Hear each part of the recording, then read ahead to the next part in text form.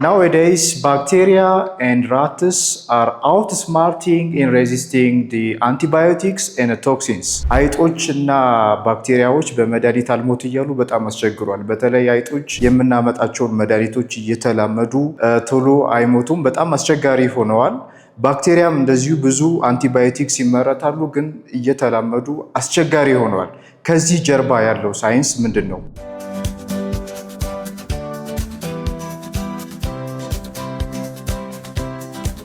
ተማሪ ቤት ላንቺ ተማሪ ቤት ላንተ። ሰላም እንዴት ናችሁ? ይህ ተማሪ ቤት ነው። ዛሬ ስለ ናቹራል ሴሌክሽን እናያለን። ናቹራል ሴሌክሽን ምን አይነት ፓተርን አለው የሚለውን እናያለን። ይሄ መሰረታዊ ወሳኝ የኢቮሉሽን ሀሳብ ነው። እስከ መጨረሻ ተከታተሉ። ኦኬ the types of natural selection. The natural selection has three types: directional selection, stabilizing selection, and disruptive selection. First, what is a natural selection mean? Natural selection. You know, this idea is the idea of Darwin. So the natural selection that is a cause for the evolution. Evolution እንዲኖር ዋናው ምክንያቱ ናቹራል ሴሌክሽን ነው። ኦርጋኒዝሞች ከጊዜ ወደ ጊዜ ላይፍ ካራክተራቸውን እያሳደጉ አዳፕቴሽናቸውን እየጨመሩ ባህሪያቸውን እየጨመሩ ኢንቫይሮንመንቱን እየተላመዱ የሚሄዱበትና ባሉበት ሃርሽ ኢንቫይሮንመንት ውስጥ ሰርቫይቭ አድርገው ጫና ተቋቁመው እንዲኖሩ የሚያደርጋቸው ናቹራል ሴሌክሽን ነው። ሶ የናቹራል ሴሌክሽን መሰረታዊ ሀሳቡ ምንድን ነው? የናቹራል ሴሌክሽን is a process. It is a process in which the variability or acquired characteristics, the acquired traits increase the chance of survival in a given environment. So this is a short definition for the natural selection. So a process of which the acquired characteristics or the experiences that help us in increasing the chance of survival in different environmental situations. በኢንቫይሮንመንት ውስጥ ኦርጋኒዝሞች የሚያገኟቸውን ካራክተሮች ወይም በውስጣቸው ያለውን ቫሪያቢሊቲ ተጠቅመው ያንን ኢንቫይሮንመንት አዳፕት ማድረግ መቻላቸው። ሶ በናቹራል ሴሌክሽን ውስጥ ሁለት ሀሳቦች አሉ። አንደኛው ሴሌክሽን ፕሬዠር የምንለው ነው። ሴሌክሽን ፕሬዠር ኢንቫይሮንመንቱ የሚፈልገው ምንድን ነው የሚለው፣ ሙቀት ነው፣ ቅዝቃዜ ነው፣ የትኛው አይነት ኢንቫይሮንመንት ነው? ሶ ኦርጋኒዝሞቹን ሼፕ የሚያደርጋቸው ባህሪያቸውን ዲቨሎፕ የሚያደርግላቸው ወይም ሴሌክቲቭ ፕሬዠሩን ፊት የሚያደርጉ በሴሌክቲቭ ፕሬዠሩ ሃይ ሴሌክሽን ፕሬዠር ያላቸው ኦርጋኒዝሞች ከኢንቫይሮንመንቱ ጋር ፊት ማድረግ የቻሉ መስማማት የቻሉ ያሸንፋሉ በኮምፒቲሽኑ። ግን ኢንቫይሮንመንቱን መላመድ ያልቻሉ እየጠፉ ሪፕሮዳክሽን ሬታቸው እየቀነሰ ይቀራሉ ማለት ነው። ስለዚህ በኢንቫይሮንመንቱ ፊት ያደረገ ይቀጥላል፣ ፊት ያላደረገ አይቀጥልም። በሰዎችም ሙቀት ባለበት ቦታ ለምሳሌ አመጋገብን፣ አለባበስን ከሙቀቱ ጋር ሼፕ በማድረግ ሙቀቱን ቶሎ የተላመዱ ሰዎች በዛ ቦታ መኖር ይችላሉ። ያልተላመዱ ግን ወይ ማይግሬት ያደርጋሉ ወይ ደግሞ ለመኖር ይቸገራሉ ማለት ነው። ስለዚህ ከኢንቫይሮንመንት ጋር በሴሌክሽን ፕሬዠሩ ራሳችን አሬንጅ የምናደርግበት ነው። ይሄ ለሰው ብቻ ሳይሆን ሁሉም ኦርጋኒዝምስ ኢንቫይሮንመንትን የመላመድ እድል አላቸው። ግን ኢንቫይሮንመንትን ሁሉም ኦርጋኒዝምስ በእኩል ደረጃ ሊላመዱ አይችሉም። ስለዚህ በውስጣችን ያለው ጄኔቲክ ቫሪያቢሊቲ ይወስነዋል ማለት ነው። ብዙ ጄኔቲክ ቫሪያቢሊቲ ካለ ኤግዚስት የማድረግ ወይም ሰርቫይቭ የማድረግ እድላችን ከፍተኛ ነው። በባህልም በተለያየ መልኩ ዘመድ ከዘመድ ጋር አይጋባም።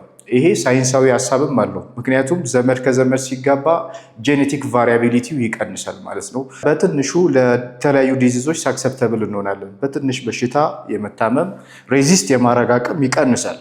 ስለዚህ ጄኔቲክ ቫሪያቢሊቲ በበዛ ቁጥር የዲዚዝ ሬዚስት የማድረግ አዳፕቴሽን፣ ምክንያቱም ከቫሪያቢሊቲ ውስጥ አንዱን ተጠቅመን ያንን ችግር ሶልቭ ልናደርግ እንችላለን ማለት ነው። ሶ የናቹራል ሴሌክሽን ሀሳብ ቱዋርድ ሴሌክሽን ፕሬዠር ኦርጋኒዝሞቹ የሚያመጡት አዲስ ባህሪ ከኔቸሩ ጋር ፊት የሚያደርግ ከሆነ ሰርቫይቭ አድርገው የሚቀጥሉበት ፕሮሰስ ነው ማለት ነው። ሶ ሴሌክሽን ፕሬዠር አለ then adaptability or the capacity or the variation of traits እነዚህ ሁለቱ አንድ ላይ ፊት የሚያደርጉ ከሆነ ኦርጋኒዝሞቹ ብዙ መዋለድና መቆየት ይችላል። ይህን በምሳሌ ለመረዳት በርዶች ለምሳሌ የተለያየ አይነት የፊንች ስትራክቸር አላቸው። አንዳንዶቹ ኢንሴክት ኢተርስ ይኖራሉ፣ ሲድ ኢተርስ አሉ። ሌሎች ኦርጋኒዝሞች ለምሳሌ ፖለን ግሬን የሚወስዱ አሉ፣ ፖለን ሳክ የሚያደርጉ አሉ ማለት ነው። ፖለን ኢተርስ። አሁን ይሄ ቫሪያቢሊቲ ነው። ይሄ ሁሉ በሁሉም ኢንሴክቶች ውስጥ ያለ የጂን ነው ማለት ነው። ስለዚህ ቫሪያቢሊቲው በጨመረ ቁጥር ኢንቫይሮንመንቱ ላይ ለምሳሌ ኢንቫይሮንመንቱ ላይ ደረቅ ቢሆንና ሲድ ብቻ ያለበት ኢንቫይሮንመንት ቢሆን ከነዚህ ቫሪያቢሊቲ ውስጥ ይህንን በመውሰድ ሲድ ኢተሮች ሞር ሰርቫይቭ ያደርጋሉ። እነዚህ ደግሞ እየጠፉ ይመጣሉ ማለት ነው። ስለዚህ ቫሪያቢሊቲ ቫሪዬሽን ሲጨምር ሰርቫይቫል ሬቱም ይጨምራል ማለት ነው። ይሄ የናቹራል ሴሌክሽን ሀሳብ ነው። በተለይ የዳርዊንን ቲዮሪ ስናነብ በደንብ የምናያቸው ናቸው። ዛሬ ግን የምናተኩረው የናቹራል ሴሌክሽን ዴፊኒሽን ፕሮሰሱ ላይ ሳይሆን ታይፖቹን እናያለን። 3 አይነት የናቹራል ሴሌክሽን ታይፖች አሉ።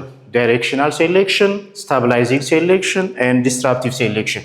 What is the directional selection? As the name indicates, the selection or the process of the natural selection favors one extreme. ወደ አንድ ዳይሬክሽን ብቻ ሲሄዱ ማለት ነው። አንዱን ትሬት ትተው አንዱን ባህሪ ትተው ወደ አንዱ ባህሪ ሲሄዱ፣ ለምሳሌ ቀይና ነጭ ከሆነ ቀዮቹ ጠፍተው ነጮቹ ብቻ ሰርቫይቭ የሚያደርጉ ከሆነ፣ አጭርና ረጅም ሆኖ አጭሮቹ ጠፍተው ረጅሞቹ ብቻ ሰርቫይቭ የሚያደርጉ ከሆነ፣ ከሁለቱ አንዱ ብቻ ወይም ከብዙ ካራክተር አንድ ካራክተር ይዘው በአንድ ዳይሬክሽን የሚጓዙ ከሆነ ዳይሬክሽናል ሴሌክሽን እንላለን። ሶ the directional selection is favors one extreme, only one extreme traits. ሶ ሌሎቹ ይጠፋሉ ማለት ነው። for example the neck of the giraffes. ለዚህ the neck of giraffes, the long neck ሁለት ቦታ መክፈል እንችላለን። ሎንግ ኔክ ያላቸውና ሾርት ኔክ ያላቸው ብለን ማለት the short neck። ላማርክም ባስቀመጠው መሰረት አክቹዋሊ እሱ ሁሉም አኳየር ትሬቶች ሄሪታብል ናቸው ስላለ አብዛኞቹ ቲዮሪዎቹ ልክ አልነበሩ። ሎንግ ኔክ ጅራፎች በጣም የበዙበትና ሰርቫይቭ ያደረጉበት ምክንያት በቫሪያቢሊቲ ቫሪዬሽን ስላላቸው እንጂ አኳየርድ ያደረጉት ትሬት ሄሪታብል ስለሆነ አይደለም። ሎንግ ኔክ እና ሾርት ኔክ አለ።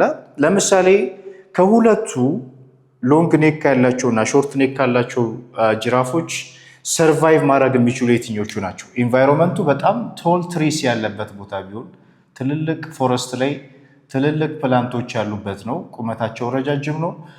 ሽረብስ እና ሌሎች ፕላንቶች የሉም። እዚህ ቦታ ሰርቫይቭ ማድረግ መኖር የሚችሉት የትኞቹ ናቸው? ሾርት ኔክ የሆኑት ጅራፎች ቅጠል መበጠስ ወደ ላይ መድረስ ስለማይችሉ የሚያገኙት ምግብ እየቀነሰ የነሱም ሪፕሮዳክሽን እየቀነሰ እየጠፉ ይመጣሉ። ሎንግ ኔክ ያላቸው ግን እንደፈለጉ ቅጠል መበጠስና መብላት ስለሚችሉ እነሱም መዋለድና መብዛት ይችላሉ። ስለዚህ አንዱን ትቶ ወደ አንዱ መሄድ ነው። ይሄ የዳይሬክሽናል ሴሌክሽን ነው። ዳይሬክሽናል ሴሌክሽን ለምሳሌ ይሄ የናቹራል ሴሌክሽን ኦሪጂናሉ ከሆነ ግራፉን ስንሰራው ምን አይነት ስትራክቸር አለው ማለት ነው።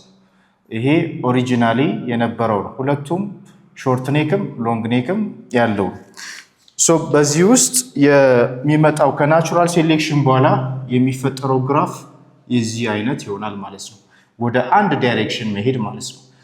ሾርት ኔኮች አሉ በዚህ ጋር ሾርት ኔክስ እነሱ ይጠፋሉ።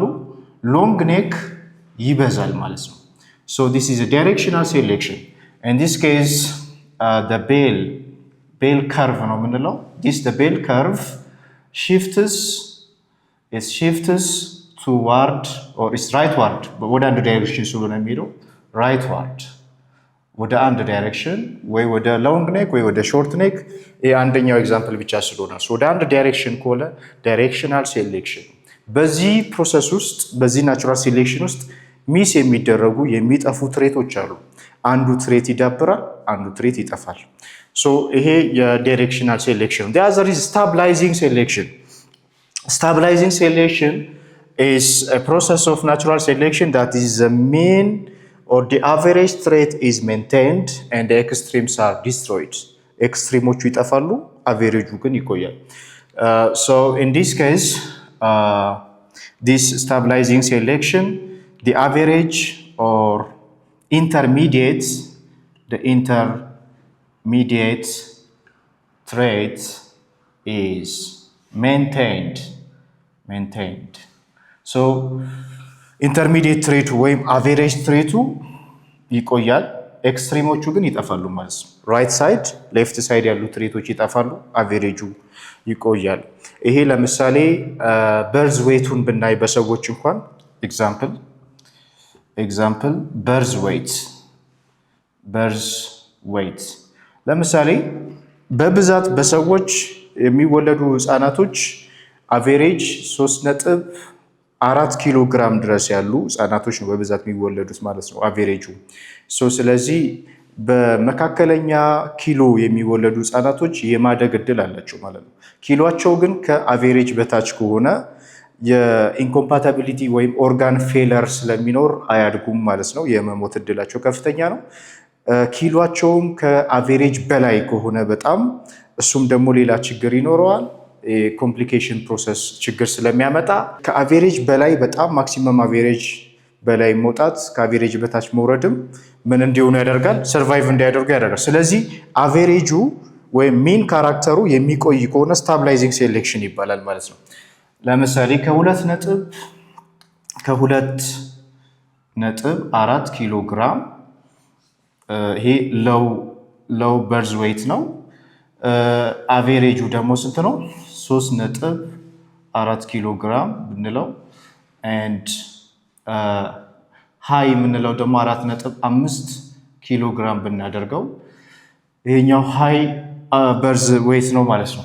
ስለዚህ ሚኑ ይሄኛው በዚህ ኪሎ የሚወለዱ ወይም እዚህ አካባቢ በአቬሬጁ የሚወለዱ ህፃናቶች ሰርቫይቭ ያደርጋሉ። ሎው ዌይት ይዘው ወይም ሃይ ዌይት ይዘው የሚወለዱት የማደግ እድላቸው አነስተኛ ነው። ስለዚህ ሚን ካራክተሩ ሜንቴን ሆኗል ማለት ነው። ለምሳሌ በበርዶች ብናይ በርድስ ሮቢንስ የሚባሉ እንቁላል የሚጥሉ እንስሳቶች አሉ። ሮቢንስ አሁን እነዚህ በብዛት የሚጥሉት እስከ 4 እንቁላል 4 ኤግስ 4 እንቁላል ይጥላሉ በአቬሬጅ። ግን ብዙ እንቁላል ቢጥሉ እነዚህ ከ4 በላይ እንቁላል 6፣ 7፣ 8 ብዙ እንቁላል ቢጥሉ ሃይ ቢሆን የእንቁላሉ መጠን የማደግ እድላቸው አነስተኛ ነው። ምክንያቱም ብዙ እንቁላል በጣሉ ቁጥር የሚፈለፈሉት አዳዲሶቹ ኦርጋኒዝምስ የምግብ እጥረት ስለሚያጋጥማቸው ብዛት ስለሚኖራቸው የማደግ እድላቸው አነስተኛ ነው። ለው ቢሆንስ በጣም ትንሽ እንቁላል ከ4 በታች 2 ወይም 1 እንቁላል ብቻ ቢጥሉ ሰርቫይቭ ሊያደርጉ ያ የተፈለፈለው ኦርጋኒዝም ምን ይሆናል ማለት ነው? በበሽታ በምን ይጠቃል? ዘሩ ይጠፋል። ስለዚህ ብዙ መጣልም ትንሽ መጣልም አያዋጣም አቬሬጁ። ስለዚህ አቬሬጁ እንቁላል ከጣሉ እነዚህ የማደግ እድል አላቸው። በተመጠነ ምግብ ዲዚዝም ቢያጋጥማቸው በዛ ማደግ የሚችሉበት ነው። በአጠቃላይ ስታብላይዚንግ ሴሌክሽን የምንለው ሚን ትሬቱ ወይም ሚን ካራክተሩ ሜንቴን ሲሆን ኤክስትሪሞቹ ሲጠፉ ማለት ነው።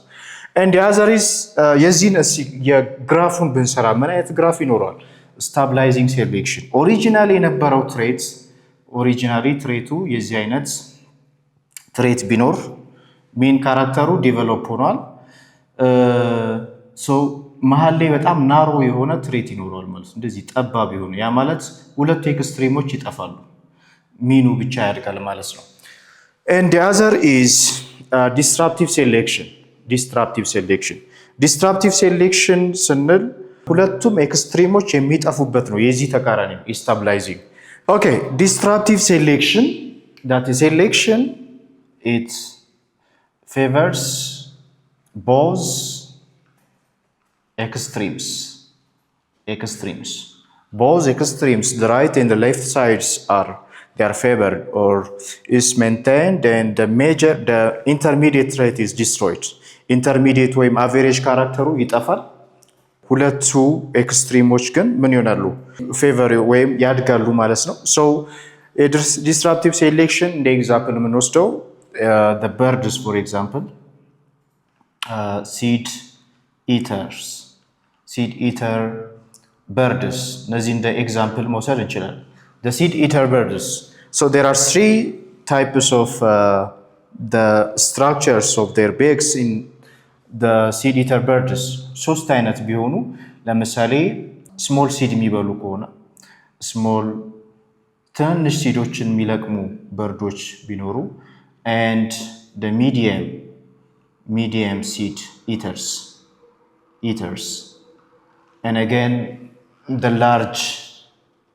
large seed eaters ሶስት ቦታ ብንከፍላቸው ማለት ነው። ሶ በአካባቢ ላይ ያለው ስሞል ሲድ እና ላርጅ ሲድ ብቻ ቢሆን ይሄኛው እዛ አካባቢ ያሉት ፕላንቶች ላርጅ ሲድ ነው ያላቸው ወይ ደግሞ ስሞል ሲድ ነው ያላቸው። ሚዲየም ሲድ ያላቸው ፕላንቶች የሉም ኤሪያው ላይ እነዚህ። ስለዚህ የትኞቹ ነው ሰርቫይቭ የሚያደርጉት ማለት ነው? ስሞል ሲድ ኢተርስ they can survive and the large seed eaters they can survive, but the medium seed eaters they are disappear, ይጠፋሉ። ስለዚህ ወይ ያላቸው አማራጭ ወይ ትንንሽ ሲድ መብላት ነው ወይ ትልልቅ ሲድ መብላት ነው። ሚዲየም የሚባል የለም። so this kind of selection is known as disruptive selection. so ምን አይነት ቤል ነው የሚኖረው? ግራፍ ኦሪጂናሊ የዚህ አይነት ስትራክቸር አለ ከናቹራል ሴሌክሽኑ በፊት። so ምን ይሆናል? ወደዚህ በኩል ያድጋል፣ ወደዚህ በኩል ያድጋል ማለት ነው።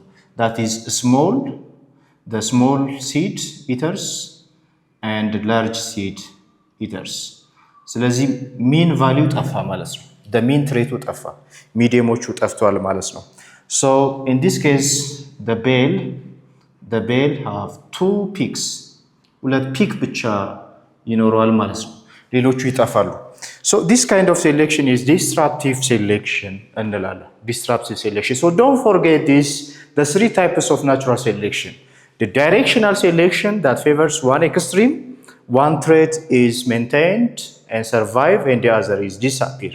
አንዱ ብቻ የሚያድግ ከሆነ ወደ አንድ ዳይሬክሽን ወይም በከለር ከሆነ አንዳንድ ኢንሴክቶች ለምሳሌ አይጦች ከነጭ አይጥና ከግሬይ አይጥ ሰርቫይቭ ሊያደርግ የሚችለው የትኛው ነው? ነጭ አይጦች ሮክ ላይ ቢኖሩ ድንጋይ ባለበት ቦታ ላይ የሚኖሩ አይጦች በቀላሉ ነጭ ስለሆኑ በቀላሉ ስለሚታዩ ሊበሉ ይችላሉ። ግን ግሬይ ከሆኑ ከድንጋዩ ጋር ከተመሳሰሉ ግን በቀላሉ አይበሉ ማለት ነው። ስለዚህ ከሁለቱ አንዱ ሰርቫይቭ ያደርጋል። this kind of selection is directional and the other is stabilizing ማለት የሴንትራል ወይ አቨሬጅ የሆነው ካራክተር ይዳብራል፣ ኤክስትሪሞቹ ይጠፋሉ ማለት ነው። ዲስራፕቲቭ ሲሆን ደግሞ ኤክስትሪሞቹ ይዳብራሉ፣ አቨሬጁ ይጠፋል። so these are the three types of selection. so ይሄ ሁሉ የሚመጣው በአዳፕቴሽን ነው ማለት ነው። ስለ ኦርጋኒዝሞች በአካባቢያቸው ላይ እያላመዱ ካራክተራቸውን ዲቨሎፕ እያደረጉ ቫሪያቢሊቲያቸውን እየጨመሩ ይመጣሉ ማለት ነው። ባክቴሪያም አይጦችም ቅድም ያልናቸው በሙሉ በዚህ አይነት ኢቮሉሽን ውስጥ ስለሚያልፉ አካባቢያቸውን እየለመዱ የሚመጡበት ሁኔታ አለ ማለት ነው። so this is the three types of natural selection. so don't forget these three types of natural selection. so if you have any questions or comments, you can suggest your comments by joining our Telegram, YouTube and Facebook channels. so ቪዲዮ የተመቻችሁ ይመስለኛል። ለጓደኞቻችሁ ሼር አድርጉ፣ ሐሳባችሁን አጋሩን። እናመሰግናለን።